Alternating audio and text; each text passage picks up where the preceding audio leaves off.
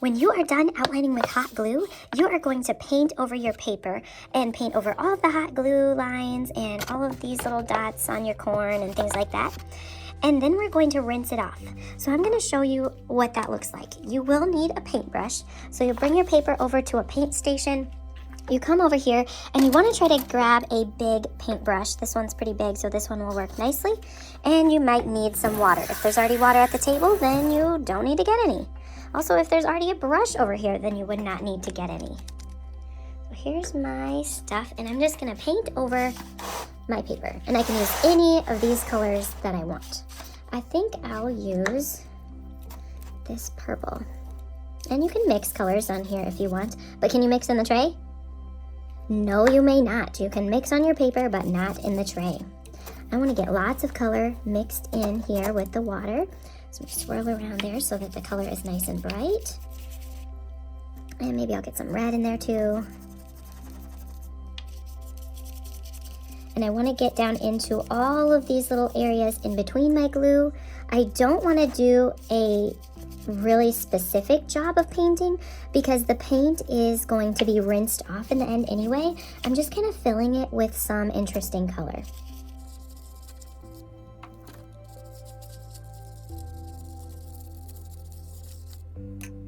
It is done being painted. Now I'm gonna take it over to the sink and I'm gonna rinse it off. Rinse it off? Yes, rinse it off. I'm gonna turn the water on and just put the paper under the water. And it gives this interesting color to the paper that makes it kind of fun, but it still shows your hot glue lines and it still shows the crayon underneath. And the colors will stick pretty well to the paper like they have up here. I can see the blue, I can see the purple, and then I'm gonna come over to this towel and I'm gonna pat it dry. I don't wanna rub the towel, I just wanna press with the towel to get it dried off a little bit. There we go. And then I'm going to put my paper somewhere to dry right now, maybe on the drying rack or at my table spot. And if I have time, I can start getting this ready to put on a background paper. I'm going to need to get 2 colors of paper. I'm gonna need to get a small one. This is gonna go behind my picture. And then I need another one for the background paper. It could be any colors that you want. I think I'll go with this one. Should I do 2 of the same color? If you said no, you're right. If I do 2 of the same color like this, you won't be able to see them very well. We need more contrast between the 2 colors of paper, which means that there's more of a difference. There we go. I'll use that. And then my next job involves getting some glue. Since my items that I'm going to be gluing onto this are so heavy, I'm going to need to use liquid glue. Now this can come out really fast, but we're going to talk about how to use it. The first thing I need to do is glue this background paper onto the other one. So I'm going to open the glue like that, and I'm going to shake it down until the glue gets to the end of the bottle, and I'm going to put some glue on the back of the paper. I only need a little bit. If you want to do a little bit more, you can. Notice that I am barely squeezing the glue bottle. I'm just squeezing out a little bit. Then I'm going to set that down and turn my paper over. That is enough glue. I can spread it on. Now I'm going to need scissors and even though my paper is still a little bit damp, I can still cut it out. But before I cut it out, I want to show you something about the scissors. When you are using a right-handed scissor, the right side is on top. This is a right-handed scissor. When you're using a left-handed scissor, the left side is on top when you're holding it correctly. Notice that I've written lefty on the scissors so that you can find your scissors. If I use this hand, that hand makes an L. If that's my main hand that I use, then I need the left-handed scissors, but I don't. I use this hand. This is my right hand, so I need the right-handed scissor.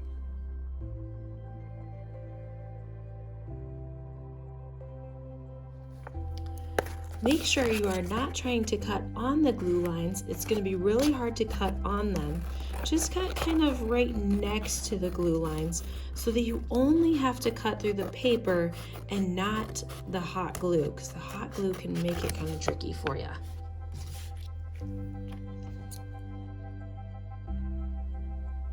Now I need to arrange my items so that they look like a still life. A still life is a collection of items that is sitting on a table. We can see an example over here. Notice how the items that are in front are covering up the other items behind them a little bit, like this white pumpkin is covering up the bottom of those two pumpkins that are behind it because it is in front. And that helps show space in our artwork when we use overlapping. Let's see if I can try to create that effect in my artwork. Okay, I did overlapping. Does that work? Not quite. Let's try again.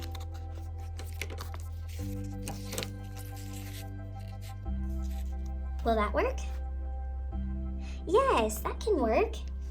I can kind of play around with it a little bit and see which way I like this to be. I think I like it just like that. So now I'm going to glue it down.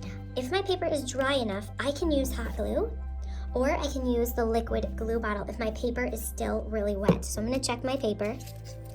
Oh, no, actually it feels pretty dry, so I'm going to go over to hot glue to glue this in place. The great thing about using hot glue is that it allows me to glue a few pieces of other things into my picture if I want to. So I could maybe have some corn husks in my picture, but I want to make sure I'm leaving space for it.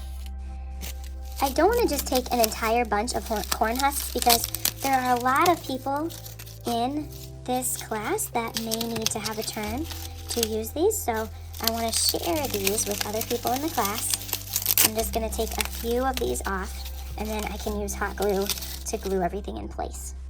Let's start with the item in the back. Just going to put a few pieces of hot glue on there and press it down.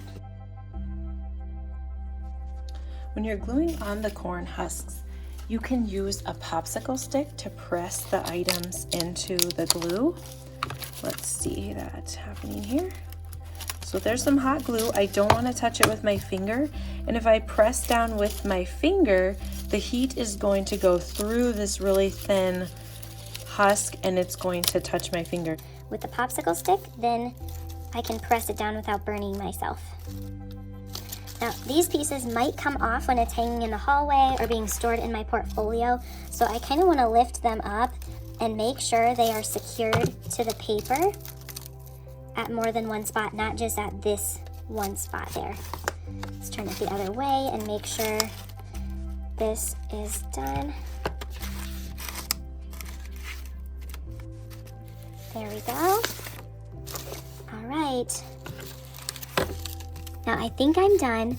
There's one last thing I will need to add to this to make sure people will know who the artist is. If you said name in class code, you're right. Let's use a crayon to write our name on our paper since that's what we've been using. Make sure your name is on the front. Your name and your class code on the front where we can see it.